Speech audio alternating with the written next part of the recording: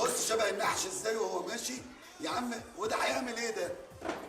ده اي حد يجي يسلع لك تلفزيون يا عم جلال، انت حاصل في دماغك حاجه؟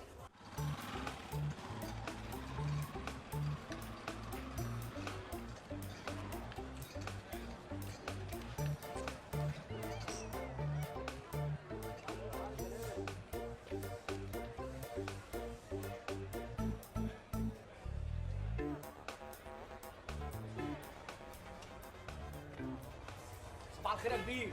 مش على الصبح يا جمال، مش على الصبح اخويا. انا قلت لك حاجه؟ ده انا بقول لك صباح الخير يا كبير. برضه مش على الصبح. ايه اللي موقفك هنا؟ روح عند المحل يلا. ماشي برضه صباح الخير يا كبير. الله، انت بتعاندني بتغيظني يعني؟ ولا جمال كوبايه الشاي وحقها انا. كل يوم على كده. يا كبير صباح الفل. وعندك احلى قهوه مانو لصيصه الكبير. طبلت ودني باظت، مش في ودني كده ما قايل لك 100 مره ابو زيد. معلم جلال فين؟ مستنيك جوه. لا قول له يطلع لي بره عشان انا ما بحبش الكتمه. اصل الباشمهندس بيصلح التلفزيون الكبير بتاع ابوه. تلفزيون وما قاليش لانه عنده حاجه بايظه. وباش مهندس ناس تاخد فلوس قد كده؟ هو اي حد في الدنيا معاه دبلون محاره يبقى باش مهندس؟ نادولي يا عم جلال. تعال سيسا. يموت في الكتمه، انا مش فاهم في ايه بس. قشطه القشطوش يا عم جلال. اشتات عليك يا سيسا. طب ولما انت عندك لا مؤاخذه حاجه بايظه ما كلمتنيش ليه؟ لا مؤاخذة التلفزيون ده غالي عليا قوي، بتاع المرحوم ابويا، ومفيش حد بيجي يصلحه الا لما يكون متخصص. طب وده متخصص؟ يعني ده لا مؤاخذه شعر متخصص، دي نضاره متخصص، بصه متخصص، واخد منك كام؟ مالكش فيها سيسا، خلينا في الماتش الحصري بتاعنا. ما انا عشان كده جاي لك يا عم جلال، عايزك تبقى تطلع تفرش بدري بدري عشان ربنا يكرمك وتطلع لك بسبوبه حلوه وقتي. يلا اب ب 500 وقتي. كتير قوي يا سيسا. طب ايه رايك بقى عشان قلت كتير هناخد فيهم كمان 200. طب ال 200 دول بتوع ايه؟ ما انا هخليك تاخد الخرابه التانيه اللي بيتذاع فيها الماتش.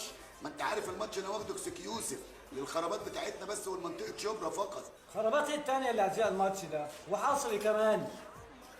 ما تخليك في فيوزاتك وشعرك اللي مش فاهمه وعدتك الاصفر اللي انا مش فاهم له حل ده يعني. انت مالك انت ومال المواضيع؟ طب ايه رايك بقى؟ انا مش عايز اتكلم، هو اللي بقى الواد ده معاه اعداديه مضروبه وهربان من الجيش وهيبوظ لك التلفزيون بتاعك ويدمره لك. ايه رايك؟ يا نهار اسود، وما بتجيش ليه كده من بدري؟ مش عايز اتكلم وايه اللي ادب بقى، هو اللي خلاص بقى. يلا بقى نقوم بقى. بس يا باشمهندس خلاص كفايه كده، مش هنصلح حاجه، ورينا عرض كتافك. احسن. يلا. التلفزيون ده المفروض يتدفن مع المرحوم ابوه. شوف قله الادب، ده تربي بقول لك مش مهندس، ده شكل مهندس. بص شبه النحش ازاي وهو ماشي يا عم. وده هيعمل ايه ده؟ ده اي حد يجي يسلع لك تلفزيون يا عم جلال، انت حاصل في دماغك حاجه؟ وده تلفزيون حد يفتحه؟ مش اي حد يفتحه.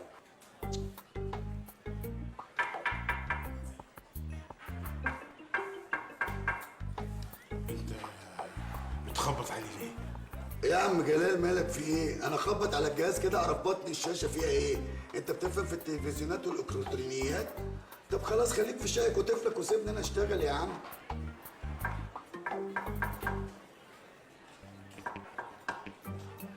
انت فكرك هي عده وحركات وبتاع؟ خلاص انا عرفت ايه اللي جواه، خلاص خلص الموضوع. طب وانت هتصلحه من غير عده؟ عدة ايه؟ انا ممكن اصلحه بمشط الفحم اللي عندك ديت. اوعى تكون مفكر ان الهندسه عدد وحركات، ده كل ده كده اونطه. انا بالمقص ده صلحه لك، مالك؟ يا نهار اسود، ايه التراب اللي نازل منه ده كله؟ امال ده كان بيعمل ايه؟ انا عايز افهم. مش عرفني. عده واونطه بس، وقال مش عارف آلة حاسبه معاه، قال يعني خلاص وعامل لي باش مهندس. الدنيا باظت من شويه، محدش بيشتغل شغلته دلوقتي. وانت غلطان من الاول، ما ينفعش تعمل كده يا عم جلال، ده تلفزيون غالي. هو ده في منه دلوقتي ده؟